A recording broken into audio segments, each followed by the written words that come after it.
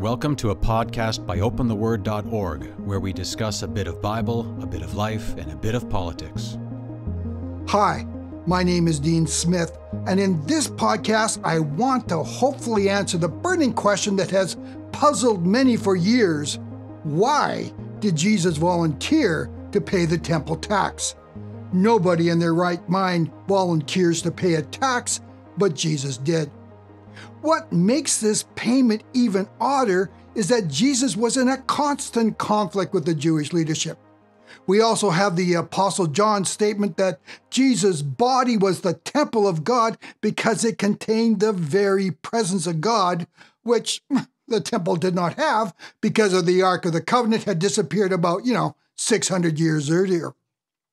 Jesus also prophesied the total destruction of the temple that took place in 70 AD.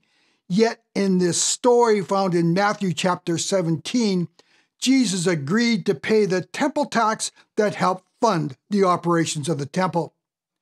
The Jewish priests connected with Herod's temple had instituted a voluntary tax for the temple of a half shekel for each male over the age of 20, and was collected annually during one of the 3 pilgrimage festivals when people journeyed to Jerusalem. This included the Passover, Pentecost, and the Feast of Tabernacles. The priests patterned it after similar taxes paid in the Old Testament. Moses instituted a half shekel sanctuary tax to help fund the tabernacle of Moses, and we see that in Exodus chapter 30. However, this tax was only collected when Israel performed a national census. There was also a 1/3 shekel tax instituted annually for the temple in the days of Ezra and Nehemiah, and we see that in Nehemiah chapter 10. But this was a voluntary contribution. They didn't have to pay it. So the Jewish priests in Jesus' day merged these two ideas together, taking the half shekel tax amount from Exodus and combining it with the annual payment in Ezra. The temple tax was not enforceable under Roman law, so they couldn't make it compulsory. However, the priests considered it a sin if you didn't pay it. Call it a temple guilt tax if you want, but there was pressure to pay. Archaeologists recently announced that they have found a rare Tyrian shekel coin from this period that was minted in Tyre, now modern Lebanon, that was used to pay the temple tax. It was found in Old Jerusalem near the Tower of David. Even though this rare coin had an image of the Phoenician god Baal, also called Beelzebub, it was the coin that the priest demanded as payment for the temple tax because it was made of 94% silver, compared to the Roman equivalent that only had 80% silver. The Tyrian shekel also weighed 4 drachmas, and we'll see how that comes into play later. As strange as it sounds, there is even a voluntary temple tax being collected today, even though there is no temple in Jerusalem. It was started in 1997, and initially people purchased a commemorative half shekel with no real monetary value that has since been changed to a medallion. To this point, they have collected over $200,000, and since there's no temple in Jerusalem at this point, the money is used to train priests, manufacture the utensils that they hope to use in a future 3rd Jewish temple. But as we read the story in Matthew 17, the first thing we notice is that the incident took place in Capernaum. Since Matthew also mentions in chapter 8 that Peter had a home in Capernaum, many suspect that the temple tax collectors were probably going door to door, knocking on the door to collect the tax. When they approached Peter, the tax collectors asked if Jesus paid the temple tax. We read, "After Jesus and his disciples arrived in Capernaum, the collectors of the 2 drachma temple tax came to Peter and asked, 'Doesn't your teacher pay the temple tax?' 'Yes, he does,' he replied." Matthew 17, verses 24 to 25. Under pressure and in typical Peter fashion, the apostle blurted out yes without thinking and consulting with Christ. Jesus was probably smiling as he watched Peter sweating under the interrogation. After the tax collectors left, though, Jesus asked Peter, Do the children of the kings pay taxes? Peter responded, no, because of course they didn't pay the taxes that their father had instituted. And of course, because of their position in the temple, the priests had also exempted themselves from having to pay the temple taxes.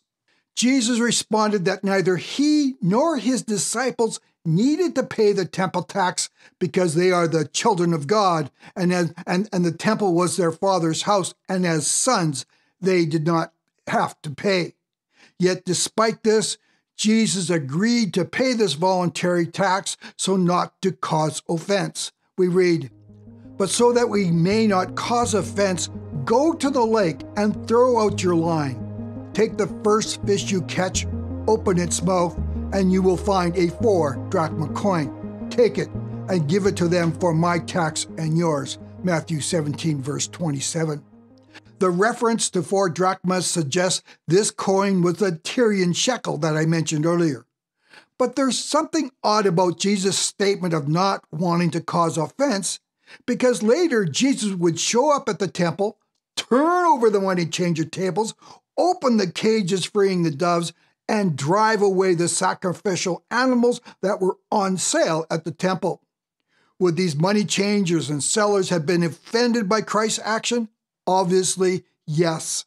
So Jesus was not concerned about offending people, but apparently something was different about this situation with the temple tax collectors that demanded a different response. I believe Jesus paid the tax because Peter had already given his word that Jesus would pay it, and the Lord did not want to cause offense by breaking this commitment given by Peter. By collecting the tax payment in such an extraordinary way, Jesus reinforced that this was not a tax that they were obligated to pay. If so, there would have been enough money to pay the temple tax for all the disciples. And this would not be the last time that a fish was attracted to something bright and shiny. In 2019, Britain's Sun newspaper had a cute story of how Christopher Egginton and his now fiancée Sandra Bidgood from Rugby, England, were out fishing. As they were cleaning the 2 fish they kept, Christopher found an engagement ring inside the one he was working on that the fish had previously swallowed. He had been planning to ask his girlfriend to marry him, but kept chickening out. But finding the ring gave him courage to go for it. He passed this fish on to his girlfriend to finish off, and when she squealed after seeing the ring, Christopher turned and proposed, and after a thorough cleaning, they even used it for their official engagement. But this story about the fish and the coin tells us something else about our relationship with Christ.